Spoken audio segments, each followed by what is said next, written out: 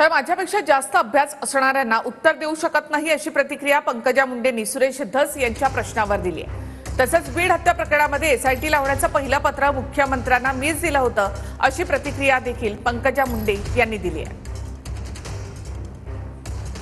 किमान मीडियाच्या समोर येऊन म्हणायला पाहिजे होतं की झालेलं आहे, फार वाईट झालेलं आहे आणि ह्यामध्ये लवकरात लवकर कारवाई व्हायला पाहिजे। हे पंकजाताईंचं काम होतं, ते त्यांनी केलेलं नाही। धनंजय मुंडे साहेब अजूनही त्यांना पाठीशी घालतायत।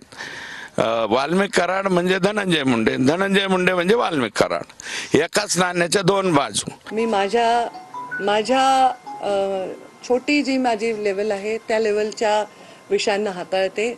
फार काही माझ्यापेक्षा मोठ्या अभ्यास असणाऱ्या लोकांच्या विषयांवर मी काही उत्तर देऊ शकत नाही। किंवा महाराष्ट्रामध्ये पहिल्यांदा मुख्यमंत्र्यांना जे पत्र लिहिलं एसआयटी लावण्याचं ते मी लिहिलं, मी ते तुम्हाला कॉपी देऊ शकते।